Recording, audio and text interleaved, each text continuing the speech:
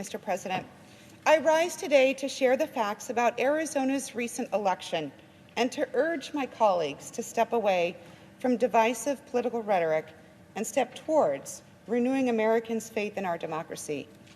The 2020 Arizona election was a success, not for any one party or individual, but as a demonstration of the will of the voters. A record 80% of registered voters participated, thanks to local Arizona election officials who ensured our system worked and our laws were upheld. Arizona has offered early voting for more than 100 years, and our vote-by-mail system includes strict safeguards. All ballots include tracking mechanisms and tamper-resistant envelopes.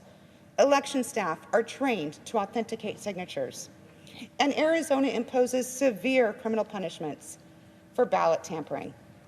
The Arizona election produced bipartisan results in which members of both parties won races, and these results have been confirmed by stakeholders across the political spectrum. The Republican chairman of the Maricopa County Board of Supervisors said, "No matter how you voted, this election was administered with integrity, transparency, and in accordance with Arizona state laws."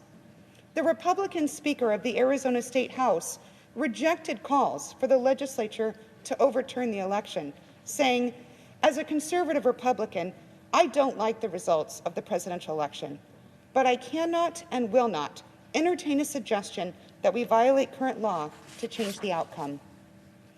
8 challenges contesting the Arizona election were brought to federal and state courts. All 8 were withdrawn or dismissed, including a unanimous ruling by the Arizona Supreme Court. The Chief Justice wrote, "The challenge fails to present any evidence of misconduct or illegal votes, let alone establish any degree of fraud or a sufficient error rate that would undermine the certainty of the election results." During a recent committee hearing, I asked a simple question of the former Director of Cybersecurity and Infrastructure Security. Did he find any evidence disputing the integrity or fairness of Arizona's election? His answer was simple: no. Arizona and our 15 counties should be congratulated for running a secure election. Perhaps the most heartening demonstration of Arizona's election success is Jocelyn from Phoenix. Jocelyn is 18 years old and was a first-time voter in 2020. So was Rachel from Tucson, and 1,000 more Arizonans who for the first time exercised their constitutional right to decide their own leaders. Today's challenge to Arizona's election fails any factual analysis.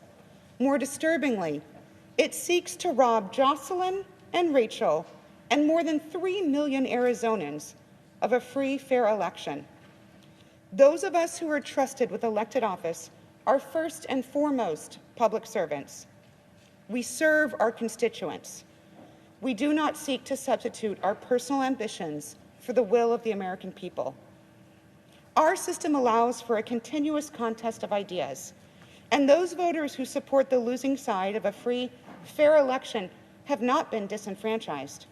Rather, they maintain just as an important a voice in America's future, and leaders have a duty to serve all of our constituents, including those who voted for other candidates. Great leaders in our history face the choice of whether to take an action strengthening our democracy, even if a different action would better serve their political ambitions. Many are revered today because they chose our republic over their self-interests, including my personal hero, Senator John McCain. Following his presidential loss, Senator McCain said, "The American people have spoken. Senator Obama and I have argued our differences, and he has prevailed. Whatever our differences, we are fellow Americans."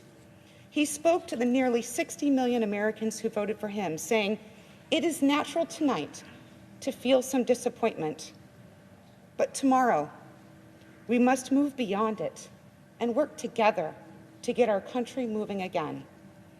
Senator McCain was right. Today we have serious, significant work to do, beating this pandemic and reviving our economy.